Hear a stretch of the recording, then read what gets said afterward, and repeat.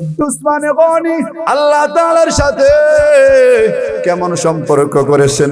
আল্লাহর নবী মদিনায় যাওয়ার পরে এক ইহুদির কূপ থেকে পানি খাইতো সাহাবায়ে কেরাম। একদিন দুই দিন কয়েকদিন হয়ে গেছে, কিন্তু ওই সাহাবায়ে কেরাম যখন পানি আনতে যায় ওই ইহুদি পানি দিতে চায় না, বলে না না এই কূপ থেকে তোমরা আর পানি নিতে পারবা না। এই খবর আল্লাহর নবীর কাছে পৌঁছে গেছে। আল্লাহর নবী শুনে শুনে চোখের পানিগুলো ছেড়ে দিছে। ও আল্লাহ, ইহুদি সাহাবায়ে কেরামদেরকে পানি আনতে না করে দিয়েছে। এই কূপ যদি আমার কোন সাহাবী ক্রয় করতে পারতো, এই কথাটা সাহাবায়ে কেরামের মধ্যে প্রচার হয়ে গেল। কোন সাহাবীর সামর্থ্য নাই এই কূপ ক্রয় করবে। এক কূপের থেকে সাহাবায়ে কেরাম মদিনায় যাওয়ার পরে পানি পান করবে। ইহুদি ছিল একটু দুষ্টু প্রকৃতির, কয়েকদিন পানি দেওয়ার পরে আর পানি দেয় না। বলছে এই কূপ থেকে পানি নিতে হলে কূপ কিনো, আমি কূপ বিক্রি করব। আল্লাহ নবী আবার ঘোষণা করছে, তোমাদের মধ্যে কি কেউ আছে এই কূপটা ক্রয় করে দিবা? যখন ইহুদি এই খবর শুনছে যে নবী ঘোষণা করছে এই কূপ যে ক্রয় করবে তার জন্য নবী দোয়া করবে। দেখবেন বাজারের মধ্যে অনেক ব্যবসায়ী আছে, যদি বড় লোক বাজারে যায় মালের দাম এমনি বাড়ায় দেয়, আছে না নাই? আস্তে করে মাছের দাম 500 টাকা কেজি হয়ে যায়। কাঁচা মাল ছিল 1 কেজি 40 টাকা, আপনি টাকার মালিক হয়ে গেছে 60 টাকা। বর্তমান বাজারে আছে না নাই? যখন ইহুদি শুনলো আল্লাহর নবী বলছে এই কূপটা যে ক্রয় করবে আল্লাহর নবী তার জন্য দোয়া করবে। ইহুদি কূপের দাম বিশাল আকারে বাড়াই দিছে। সাহাবায়ে কেরাম সাহস পায় না এই কূপ ক্রয় করার জন্য। এদিকে উসমানে গনি রাদিয়াল্লাহু আনহু তখনও মদিনায় নাই, দিমাশকের ব্যবসায় চলে গেছেন। কারণ তিনি বড় ব্যবসায়ী ছিলেন, তিনার অঢেল সম্পদ ছিল। উসমানে গনি রাদিয়াল্লাহু আনহু মদিনায় আসার পরে যখন শুনতে পাইলেন ইহুদি কূপ ক্রয় করবে, আল্লাহর নবী কূপ ক্রয় করতে বলেছেন। আল্লাহর নবী বলেছে এই কূপটা যে ক্রয় করে দিবে তার জন্য নবী দোয়া করবে, দোয়া করবে। এবার উসমানে গনি ইহুদির দরবারে দৌড়াইয়া চলে গেছে, এই ইহুদি আমি তোমার কূপটা ক্রয় করতে চাই, তুমি কত বিক্রি করবা বলো। ইহুদি চিন্তা করছে উসমানে গনি তো এমনিতে সম্পদের মালিক, আবার নবী কিনতে বলেছে, অতএব সাধারণ দাম চাওয়া যাবে না। এবার ইহুদি বলে এ উসমানে গনি শুনো, এই কূপ ক্রয় করতে হলে এত দিরহাম দেওয়া লাগবে। উসমানে গনি বলেন দাম তো তুমি 3 ডবল বেশি চাইলা। কয় না না এই কূপ নিতে হলে তোমার এত দিরহাম দেওয়া লাগবে। উসমানে গনি রাদিয়াল্লাহু আনহু বলে এই ইহুদি শোনো শোনো, এই দিরহাম তো আমি তোমাকে দেব, কিন্তু আমি তোমাকে জানায়া দেই এই কূপের বিনিময়ে যদি তুমি আমার থেকে আমি উসমানের সব সম্পদ চাইতা, এই সম্পদের বিনিময় হলেও এই কূপ আমি ক্রয় করে নিতাম। জোরে জোরে বলেন সুবহানাল্লাহ। উসমানে গনি রাদিয়াল্লাহু আনহু কূপ ক্রয় করে আল্লাহর নবীর কাছে নিয়ে গেছেন। ওগো নবী, কূপ তো ক্রয় করা হয়ে গেছে। আল্লাহর নবী বলেন তুমি কূপ কি করবা বলো। উসমানে গনি বলেন ওগো নবী দয়াময়, এই কূপ তো আমি আমার জন্য ক্রয় করি নাই, আমার ভাইয়েরা আপনার সাহাবায়ে কেরামরা পানি পান করতে পারবে না। এটা শোনার পরে আমার অন্তরের মধ্যে রক্তক্ষরণ হয়ে গেছে। এজন্য আমি দ্রুত ওই দিমাশকের থেকে এসে এই কূপ ক্রয় করেছি, আমার জন্য নয়, আমার জন্য নয়। আমি নবী আপনাকে সাক্ষী রাখলাম এই কূপটা আমি আমার সব সাহাবায়ে কেরাম সাথী ভাইদেরকে দান করে দিলাম। জোরে জোরে বলে সুবহানাল্লাহ।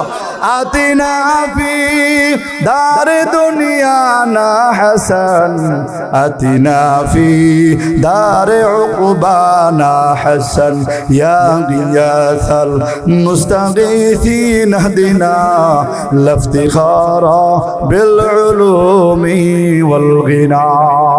আল্লাহর নবী বলে এ উসমান শুনো, ও সাহাবায়ে কেরাম শুনো, এই কূপ উসমান ক্রয় করে নাই, এই কূপের বিনিময়ে উসমান স্বয়ং আল্লাহ তাআলার থেকে জান্নাত ক্রয় করে নিয়েছি। সুবহানাল্লাহ। कुदरत की तमाशा है मदीना की गली में, कुदरत की तमाशा है मदीना की गली में, जन्नत की नमूना है मदीना की गली में, जन्नत के नमूना है मदीना की गली में। मैं दूर हूँ मजबूर हूँ ऐ सैयद आलम, मैं दूर हूँ मजबूर हूँ ऐ सैयद आलम, दीदार दिखाते नहीं आवाज सुना दो, दीदार दिखाते नहीं आवाज सुना दो। কে বহালো নদী দিবস রাতে দক্ষিণ হিমেল বায়ু,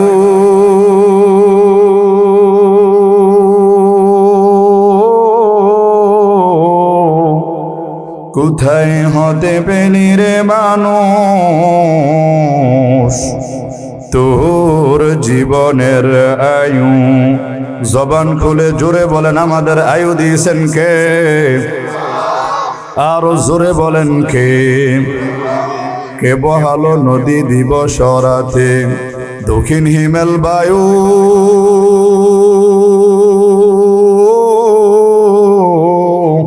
কোথায় থেকে পেলি রে মানুষ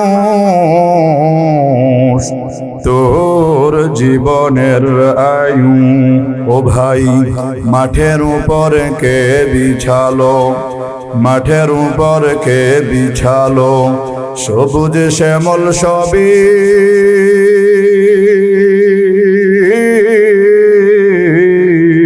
সকাল বেলাকে উঠায় গো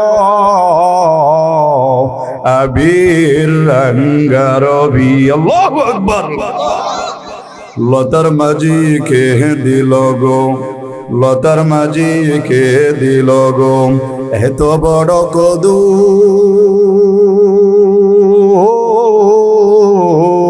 কারা দেশে মৌমাছিরা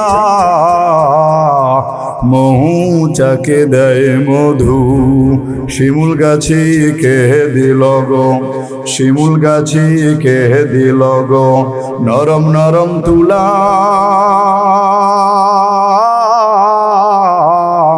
চৈত্র মাসি কে দিল গো জমিন মাঝে ধুলা। পাখির কণ্ঠে কে দিল গো, পাখির কণ্ঠে কে দিল গো এত মধুর গান।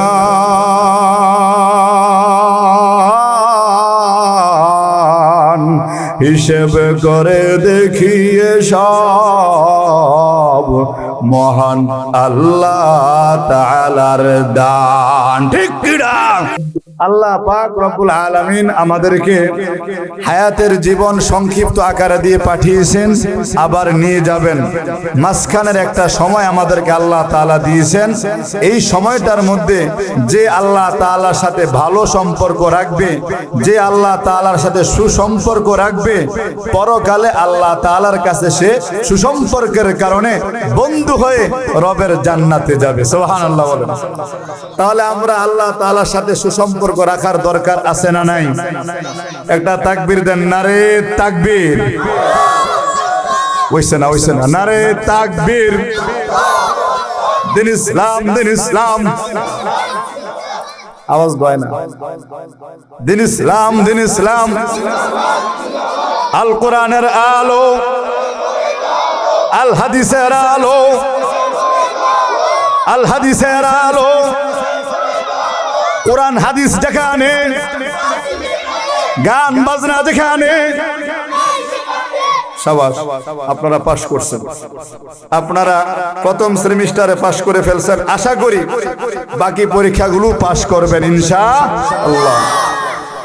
তাহলে আল্লাহ তাআলার সাথে সুসম্পর্ক রাখতে হলে সরাসরি দুনিয়ার মধ্যেও কোনো বড় ব্যক্তির সাথে সুসম্পর্ক রাখতে হলে প্রথমে তার পিএসের সাথে সম্পর্ক রাখা লাগে। কথা বলেন ঠিক কিনা?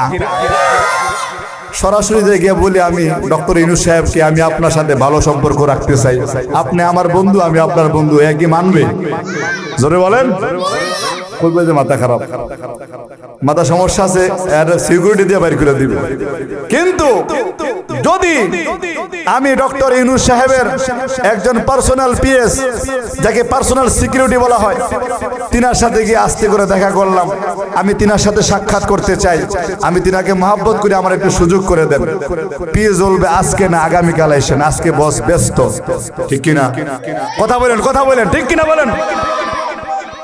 আল্লাহ তাআলার সাথে সম্পর্ক রাখতে হলে যিনি মালিকুল মুলক, যিনি রাজা আদিরাজ, যিনি সারা বিশ্বের মালিক, যিনি আমার আপনার মালিক, এই জমিনের মালিক, এই আসমানের মালিক, এই পৃথিবী কুল কায়নাতের মালিক, সেই মহান রবের সাথেও সরাসরি সম্পর্ক করা যাবে না। একটা মাধ্যম আছে না নাই? অনেকগুলো মাধ্যমের একটা মাধ্যম আপনাদের সাথে আলোচনা করব।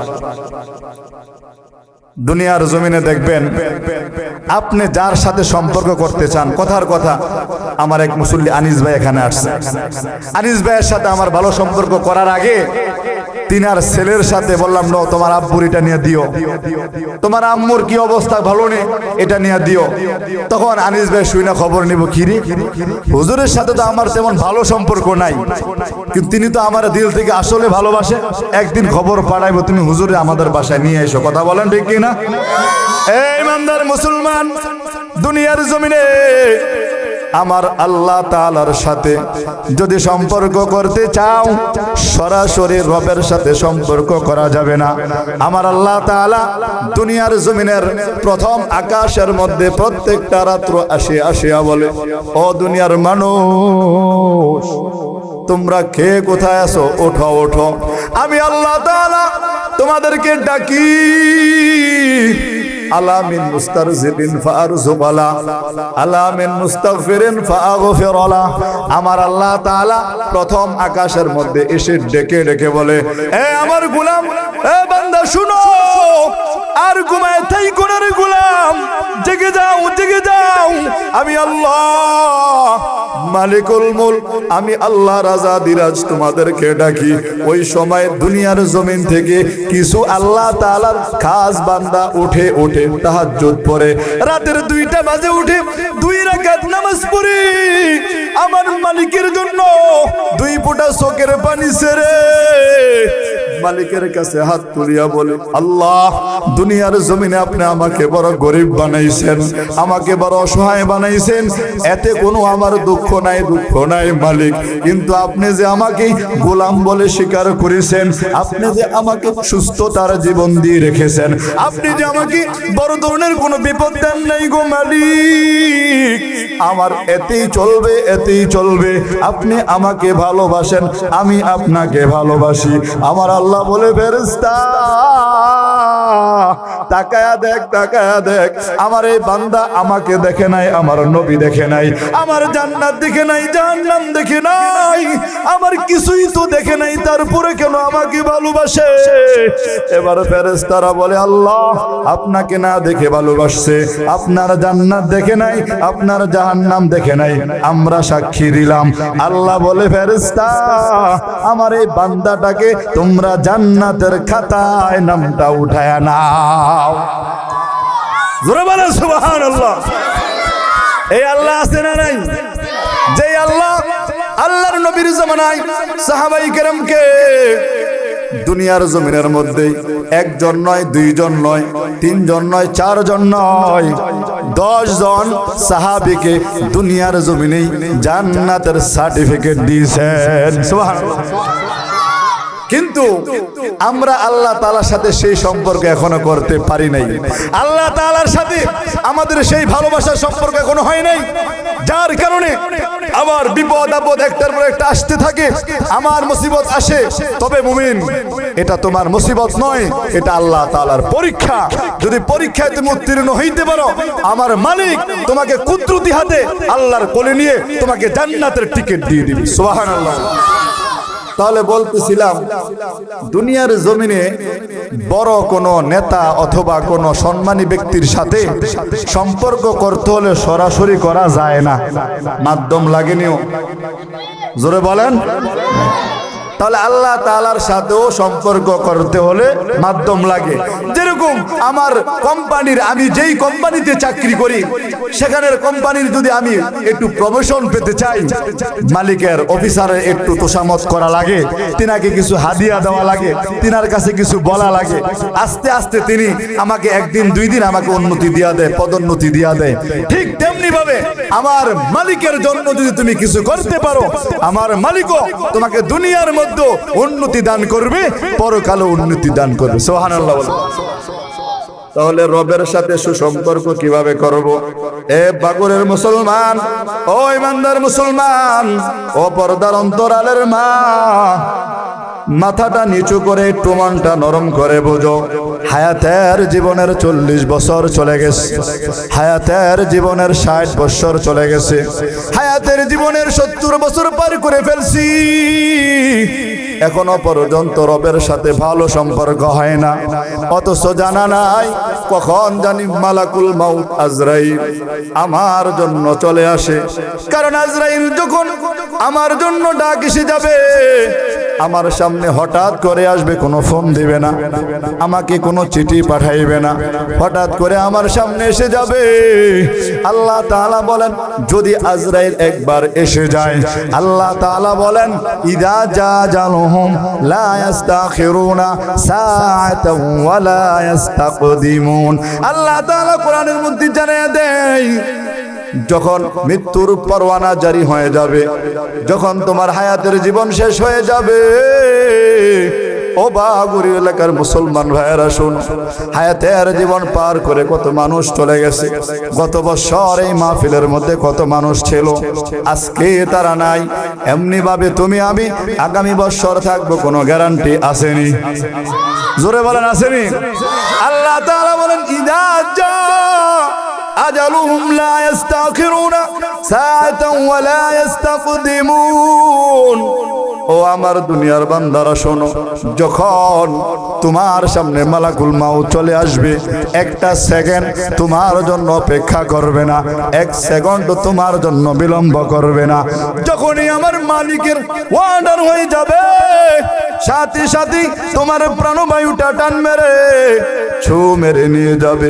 দেখবে না তোমার কোন কাজ বাকি, দেখবে না তোমার কোন কাজ অসম্পূর্ণ, দেখবে না তোমার ছেলে সন্তানগুলো বিয়ে দিয়েছো কিনা, দেখবে না তোমার ঘর বাড়িগুলো পরিপূর্ণ সুন্দর করছো কিনা রে যুবক। বরঞ্চ মালাকুল মাউত আসলেই সাথে সাথে যাওয়া লাগবে, ঠিক কিনা বলেন? হঠাৎ আজরাইল পাঠাইয়া তোরে নিতে পারে তুলিয়া, কিসের আশায় রইলি রে মন মালিকের ভুলিয়া। হঠাৎ আজরাইল পাঠাইয়া তোরে নিতে পারে তুলিয়া, কিসের আশায় রইলি রে মন মালিকের ভুলিয়া। ধন সম্পদ অর্থ করি পায়া জমিদারি, ক্ষমতার অহংকারে করলি বাহাদুরি, ঠিক কিনা বলো? এই দুনিয়ার জমিনে আমরা দেখেছি যারাই ক্ষমতা পেয়েছে তারা ক্ষমতার অপব্যবহার করেছে। আমরা বহু শাসনবার দেখেছি তারা ইসলামের দোহাই দিয়ে যখনই ক্ষমতায় আসছে, ইসলামের লেবান লাগিয়ে ক্ষমতা আসার পরেই সর্বপ্রথম আমাদের সংবিধান থেকে ওই গণভবন থেকে বিসমিল্লাহ আল্লাহু আকবারকে মুছে দিয়েছে। কথা বলো ঠিক কিনা? আমরা জানি আগামীর বাংলাদেশ ইসলামের বাংলাদেশ, আগামীর বাংলাদেশ মুসলমানের বাংলাদেশ, আগামীর বাংলাদেশ তাওহীদি জনতার বাংলাদেশ। কথা বলেন ঠিক কিনা? অতএব উদারত আহ্বান জানাবো, ডক্টর ইউনূস সাহেব, আপনার যদি সংবিধানের মধ্যে কোনো পরিবর্তন, কোনো সংযোজন, কোনো বিযোজন করার প্রয়োজন হয়, আমরা বলবো আর কোনো পরিবর্তনের দরকার নেই। মোহাম্মদ আলী জিন্নাহ কয়েদে আজম যেমনি ভাবে আজ থেকে 60-70 বছর পূর্বে পাকিস্তানের পার্লামেন্টে দাঁড়িয়ে বলেছিল এই পাকিস্তান মুসলমানের দেশ, এই পাকিস্তানের মধ্যে 90% মুসলমান, অতএব এই পাকিস্তানের সংবিধান হবে আল কুরআন। অতএব আমরা বলি ডক্টর ইউনূস সাহেব, আপনার সংবিধানে হাত দেওয়ার দরকার নেই। এই সংবিধান কোনো কাটাছিড়ার প্রয়োজন নেই। আপনি বাংলাদেশের সেই অতিথি ভবন যমুনা থেকে স্পষ্ট ঘোষণা দেন এই স্পষ্ট ঘোষণা দেন, এই বাংলাদেশ যেহেতু ইসলামের দেশ, এই বাংলাদেশ যেহেতু ওলামায়ে কেরামের দেশ, তাওহীদি জনতার দেশ, তাদের সংবিধান হবে আল কোরআন। আল কোরআন, কথা বলেন ঠিক কিনা? এই বাগুড়ি এলাকার মুসলমান, যদি কোরআন দ্বারা দেশ চলে, যদি হাদিস দ্বারা দেশ চলে, তাহলে কি লাভ? কি লাভ হবে? আল্লাহর নবীর স্পষ্ট পয়গাম, মান হাকামা বিল কোরআন ফাকাদ আদালা, মান হাকামা বিল কোরআন ফাকাদ আদালা। যদি কোরআন দ্বারা বিচার করা হয়, কোরআন দ্বারা দেশ চালানো হয়, শাসনভার কায়েম করা হয়, তাহলে সেই দেশের সব জনগণ, সর্বসাধারণ ইনসাফপূর্ণ বিচার পাবে, ইনসাফ পাবে, ন্যায় বিচার পাবে। কথা বলেন ঠিক কিনা? অতএব আমরা বহু শাসন আমল দেখেছি, আমরা সেই জিয়াউর রহমানের খাল কাটা দেখেছি, আমরা বঙ্গবন্ধুর ভাষণ শুনেছি, আমরা সেই এরশাদের তাল বাটাল দেখেছি, আমরা দুই নারীর টানা হিসরায় লাখো মায়ের মুখের মধ্যে, চোখের মধ্যে অশ্রু ঝরতে দেখেছি, আমরা দেখেছি জুলাইয়ের সেই গণভবনের মধ্যে, সেই রাস্তাঘাটে আমাদের ছাত্র ভাইদেরকে কিভাবে নিপীড়ন করেছে, কিভাবে হত্যা করেছে। অতএব আমরা আর এই শাসন আমল চাই না। আগামীর শাসন আমল হবে ইসলামের, আগামীর শাসন আমল হবে মুসলমানের দিন, ইসলামের, তাওহীদি জনতার, কোরআনের, হাদিসের। অতএব এই গতানুগতিক এই শাসন আমল আমরা চাই না, চাই না। কথা বলেন ঠিক কিনা? অতএব প্রাসঙ্গিক কথা চলে এসেছিল, এগুলো আমি সাধারণত বলি না, এগুলো আমার বলার প্রয়োজন আমি মনে করি না, কিন্তু বুকে বড় ব্যথা, মনে বড় ব্যথা। আমরা দেখেছি আমার মা বোনদেরকে, আমাদের ভাইদেরকে কিভাবে নৃশংসভাবে হত্যা করেছে। এই ক্ষমতা, এই লোভ, এই শাসন, এই ধরনের শাসন আমরা চাই না। আমরা চাই শান্তি। কথা বলেন ঠিক কিনা? আমরা চাই শান্তি। কথা বলেন ঠিক কিনা? বলতেছিলাম, হায়াতের জীবন ছোট না বড়? ছোট। এই দুনিয়ার মধ্যে আসার সময় সিরিয়াল থাকে, যাওয়ার সময় কোনো কি নাই, সিরিয়াল নাই। এই দুনিয়ার জমিনে সিরিয়াল, আসার সিরিয়াল অর্থ হলো আমি আমার বাবার ঘরে জন্মগ্রহণ করেছি, আমার বাবা আমার দাদার ঘরে জন্মগ্রহণ করেছে, আমার দাদা আমার পর দাদার ঘরে জন্মগ্রহণ করেছে। কিন্তু যাওয়ার সময় কি এরকম সিরিয়াল আছেও? না, যাওয়ার সময় কোনো সিরিয়াল নাই। আল্লাহ তাআলা বলেন, দুনিয়ার জমিনে যখন শেষ হয়ে যাবে, তোমার বাবা জীবিত আছে নাকি নাই, তোমার মা জীবিত আছে নাকি নাই, সেটা আমি দেখব না। ও বান্দা, তোমার হায়াতের জীবন যখন শেষ হয়ে যাবে, আমি আল্লাহ তাআলা তোমাকে নিয়ে আসব। ইমানদার মুসলমান, যেই কথাটা বুঝাইতে চাইলাম, হায়াতের জীবন যেহেতু ছোট, আমরা আমার রবের সাথে, আল্লাহর সাথে একটা ভালো সম্পর্ক করার দরকার আছে না নাই? সম্পর্ক কেন করবেন, কিভাবে করবেন? সম্পর্ক করতে হবে এজন্য বিপদে বন্ধুর উপকার আসে, বিপদে বন্ধুর উপকার আসে। আমরা যদি আল্লাহ তাআলার সাথে সম্পর্ক রাখতে পারি, অবশ্যই আল্লাহ তাআলা সেই বন্ধুর কারণে, সেই মহব্বতের কারণে আল্লাহ তাআলাও আমাদেরকে ভালোবাসবেন। কথা বলেন ঠিক কিনা? তাহলে দুনিয়ার জমিনে আল্লাহ তাআলা কিভাবে ভালোবাসবো? এই ইমানদার মুসলমান, কথাগুলো খুব লক্ষ্য করে বোঝো। এই দুনিয়ার জমিনে আমার নবী সাল্লাল্লাহু আলাইহি ওয়াসাল্লাম, আকে নামদার তাজদারে মদিনা হযরত আহমদ মুহাম্মদ মুস্তাফা সাল্লাল্লাহু আলাইহি ওয়াসাল্লাম হাদিসের মধ্যে জানাই দিছে, যারা আল্লাহ তাআলার সাথে সম্পর্ক করতে চাও, যারা আমার রবের সাথে ভালোবাসা স্থাপন করতে চাও, আমি তোমাদেরকে আমার সাহাবায়ে কেরামের মাধ্যমে কিছু দৃষ্টান্ত রেখে যাই। ইমানদার মুসলমান, আল্লাহ তাআলার, আল্লাহর নবীর সাহাবায়ে কেরাম দুনিয়ার জমিনে আল্লাহ তাআলার ভালোবাসা কিভাবে পাওয়া লাগে, নবীর ভালোবাসা কিভাবে পাওয়া লাগে, সাহাবায়ে কেরাম দেখে গিয়েছে। ইসলামের প্রথম যুগে, ইসলামের ইবতিদায়ী জামানায় এরকম ইসলামের ছয়লাভ ছিল না, চারদিকে মুসলমান কম ছিল। আল্লাহর নবী কাফের মুশরিক বেঈমানদের জ্বালা যন্ত্রণায় মক্কা থেকে মদিনায় হিজরত করে চলে গেছে। মদিনায় যাওয়ার পরে আল্লাহর নবী সাল্লাল্লাহু আলাইহি ওয়াসাল্লাম দ্বীনের কারণে, ইসলামের কারণে নিজের মাতৃভূমি ছেড়ে দিলেন, ভাই ব্রাদার আত্মীয় স্বজন সব ছেড়ে মদিনার জমিনে পাড়ি জমাইছে। সেখানে যাওয়ার পরে আমার নবী অনেক জীর্ণ শীর্ণ অবস্থায় দিন কাটাইছে। আবু আইয়ুব আনসারী রাদিয়াল্লাহু আনহুর বাড়িতে তিনি আশ্রয় নিলেন। সাহাবায়ে কেরাম, আল্লাহর নবীর সাহাবায়ে কেরাম, আনসারী সাহাবায়ে কেরাম আল্লাহর নবীর জন্য বিভিন্ন সময় বিভিন্ন হাদিয়া নিয়ে আসে। হাদিসের মধ্যে আল্লাহর নবী জানায়া দেয়, যেই সাহাবায়ে কেরামের একটা ঘর ছিল, একটা ঘর, দুইটা ঘর ছিল, একটা ঘর দান করে দিছে, দুইটা জমি ছিল, একটা জমি দান করে দিয়েছে। ইসলামের ইতিহাসের মধ্যে পাওয়া যায় আল্লাহর নবীর সাহাবী উসমান গনি রাদিয়াল্লাহু আনহু সাধারণ কোন সাহাবী নয়। এই উসমান গনি রাদিয়াল্লাহু আনহু আনসারী সাহাবীদের মধ্যে অনেক বড় বিত্তশালী ছিলেন। শুধু তাই নয়, ও ইমানদার মুসলমান, তিনি আরো কেমন ছিলেন? আল্লাহর নবীর একজন নয়, দুইজন মেয়ের জামাতা, যিনাকে হাদিসের ভাষায় বলা হয় যিন্নুরাইন। যেই ওসমান গনির ব্যাপারে আল্লাহর নবীর স্পষ্ট পয়গাম, ওসমান ফিল জান্নাহ, আলী ফিল জান্নাহ, আবু বকর ফিল জান্নাহ, ওমর ফিল জান্নাহ, যাদের জন্য জান্নাত ওয়াজিব হয়ে গিয়েছে। তাহলে উসমান গনি রাদিয়াল্লাহু আনহু আল্লাহ তাআলার সাথে সুসম্পর্ক রাখার জন্য একটা মাধ্যম এখানে অবলম্বন করেছেন, যে আল্লাহর নবীর খুশির জন্য, সাহাবায়ে কেরামের সুবিধার জন্য, আল্লাহর সন্তুষ্টির জন্য যত দিরহাম লাগছে অত দিরহাম দিয়েই কূপ ক্রয় করে সাহাবায়ে কেরামকে দিয়ে দিন। সুবহানাল্লাহ বলেন। তাহলে এবার আল্লাহ তাআলার সাথে আমাদেরও তো সুসম্পর্ক রাখার দরকার আছে না নাই? এ দরকার আছে না নাই? তাহলে আমরা কিভাবে রাখবো? আল্লাহ তাআলা বলেন, মান জাআ বিল হাসানাতি ফালাহু আশরু আমসালিহা। হে দুনিয়ার মানুষ, হে আমার বান্দা,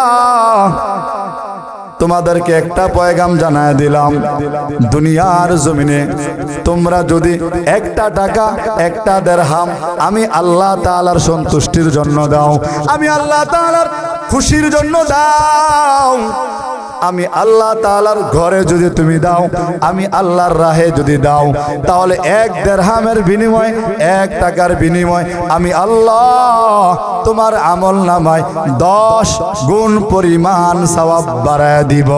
সুবহানাল্লাহ। তাহলে বোঝা গেল আল্লাহ তাআলার সাথে সম্পর্ক রাখার একটা মাধ্যম হলো বেশি বেশি দান করা। বলেন কি করা? জোরে বলেন কি করা?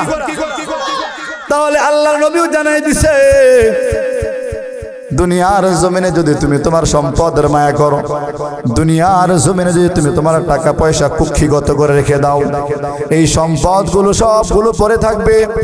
এই দুনিয়ার জমিনে কত টাকাওয়ালা ছিল, কত বাড়িওয়ালা ছিল, গাড়িওয়ালা ছিল, কত অডেল সম্পদের মালিক ছিল, আজকে ওই যে গোরস্থানের দিকে তাকায়া দেখ, তাদের কবরগুলো ভেঙে মিসমার হয়ে গেছে, মাটির সাথে মিশে গেছে। আজকে তাদের কোনো নাম নিশানা নাই।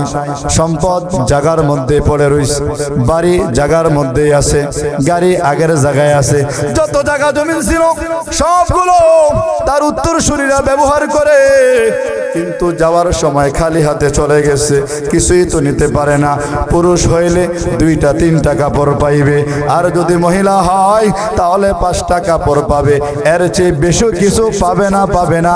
যারাই চলে গেছে, এমপি বলো, মন্ত্রী বলো, বড় অট্টালিকার মালিক বলো, যারাই টাকার মালিক ছিল, যারা হত দরিদ্র ছিল, যারা অসহায় ছিল, যাওয়ার সময় সবাই একই হাতে গেছে, একই হাতে, খালি হাতে। কথা বলেন ঠিক কি না? যেতে হবে খালি হাতে, যেতে হবে খালি হাতে, সঙ্গে কিছুই যাবে না, সাড়ে 3 হাত জায়গা পাবি না রে বিছানা, সাড়ে 3 হাত জায়গা পাবি না রে বিছানা। ঠিক কিনা বলেন? অতএব দুনিয়ার জমিনে সম্পদ রেখে দেওয়ার প্রয়োজন নাই। আল্লাহর নবীর ঘোষণা অনুযায়ী জানা যায় সবচেয়ে বুদ্ধিমান হলো এই বান্দা যারা দুনিয়ার জমিনে থেকেও পরকালের অ্যাকাউন্টে কিছু জমা রাখে, যারা দুনিয়ার জমিনেও রেখেও থেকেও পরকালের অ্যাকাউন্টে কিছু দিরহাম দিনার রেখে দেয়। আল্লাহ নবী জানায় দেয় আদ-দুনিয়া মাজরাতুল আখিরা, এই দুনিয়াটা হলো পরকালের জন্য শস্য ক্ষেত্রের মতো। এ মুমিন, আমরা যখন ক্ষেতের মধ্যে কোনো ফসল বনি, একদিন দুই দিন, এক মাস দুই মাস, কয়েক মাস পরে তার থেকে আমরা বীজ পাই, ধান পাই, চাউল পাই। আল্লাহ নবী বুঝাইতে চাইছে এই জমিনের মধ্যে তুমি যদি নেক কাজের গাছ লাগাও, তুমি যদি দান সৎকার গাছ লাগাও, তুমি যদি ভালো কাজের গাছ লাগাও, পরকালে যখন তুমি চলে যাইবা হাসরের ময়দানে তুমি তাকায়া দেখবা তোমার আমল নামায় অনেক সওয়াব। এবার বান্দা কিং কর্তব্য বিমূঢ় হয়ে যাবে, বলবে আল্লাহ দুনিয়ার জমিনে এত আমল তো আমি করি নাই, এত সওয়াব আমার কোথা থেকে আসলো?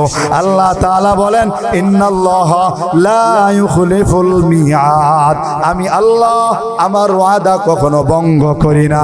আমি বলছিলাম তোমাদের জন্য 1 গুণ তুমি দিবা, আমি আল্লাহ তোমার জন্য 10 গুণ বাড়ায়া দিব। অতএব তুমি আমার জন্য আমার সাথে সম্পর্ক করতে চাইছিলা, আমাকে ভালোবাসতে চাইছিলা, তুমি কিছু এই বাগুড়ি মাদ্রাসা মসজিদের উন্নয়ন কল্পে তুমি কিছু দিয়া গেছিলা, সেটাকে আমি আল্লাহ বাড়াইতে বাড়াইতে আজকে তোমার আমল নামায় উহুদ পাহাড় পরিমাণ সওয়াব আমি আল্লাহ দিয়ে দিলাম। সুবহানাল্লাহ।